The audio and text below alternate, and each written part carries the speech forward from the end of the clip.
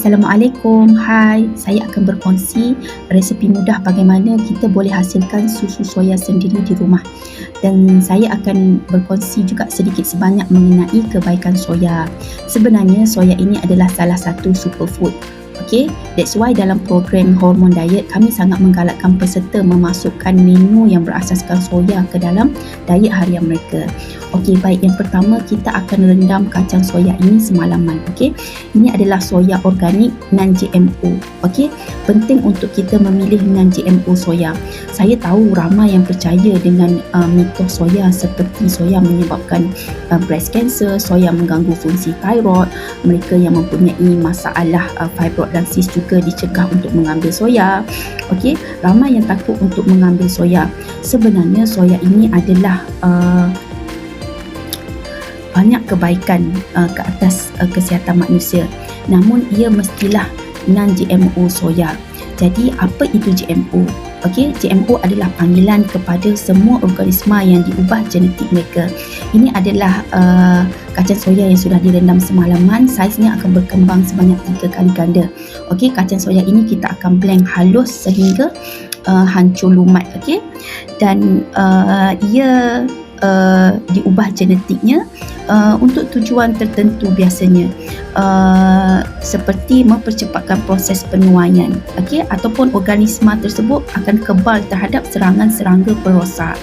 Jadi soya GMO pula adalah soya yang diubah genetik asalnya. Bermakna soya ini sudah tidak semula jadi kerana genetik asalnya sudah ditambah ataupun dikurangkan.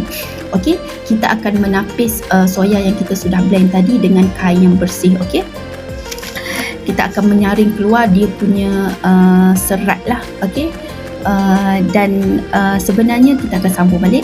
Sebenarnya saintis masih lagi mengkaji kesan organisma GMO terhadap kesihatan manusia, tetapi ia sudah banyak dikaitkan dengan masalah ketidaksuburan, kematian janin, kekurangan nutrisi. Jadi penting untuk kita kenal organisma GMO supaya kita dapat elak. Okey, sebagai contoh mudah adalah tumbuh-tumbuhan yang tidak mempunyai biji.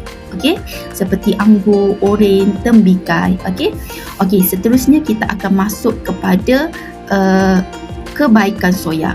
Okey, yang pertama, soya adalah tumbuhan yang sangat tinggi dengan protein, iaitu hampir 36 hingga 50% kandungan protein yang terdapat dalam soya berbanding tumbuhan lain. Okey, soya membekalkan kesemua asid amino penting untuk kesihatan manusia, terutamanya lysine yang sukar didapati di dalam tumbuhan kekacang lain. Bagi mereka yang menggunakan kaedah terapi nutrisi untuk merawat masalah kesihatan mereka, protein yang berasaskan tumbuhan sangat pentinglah, okey, untuk membantu badan reverse masalah kesihatan. Okey, manakala protein soya juga lebih senang dicerna berbanding protein daripada daging merah. Okey, umum tahu bahawa protein yang tidak dicerna dengan baik sebenarnya menyebabkan penyebab kepada masalah alergik lah. Okey, sebagai contoh, protein daging merah dan protein jenis gluten di dalam kandung. Okey, ini saya menambah daun pandan supaya susu soya kita lebih wangi dan kita akan didihkan susu soya kita. Okey, yang kedua adalah soya mengandungi phytoestrogen, iaitu estrogen tumbuhan yang mimik seperti estrogen manusia.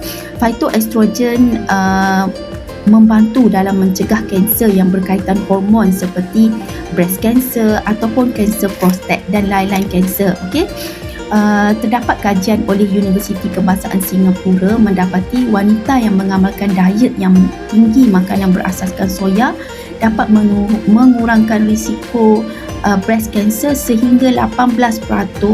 Wow, betul tak? Okey, dan yang ketiga adalah soya sangat tinggi dengan sumber kalsium dan iron ataupun zat besi. Umum tahu bahawa kalsium dan zat besi sangat pentinglah untuk membantu kesihatan kita kerana mereka terlibat dalam kekuatan tulang dan penghasilan hemoglobin.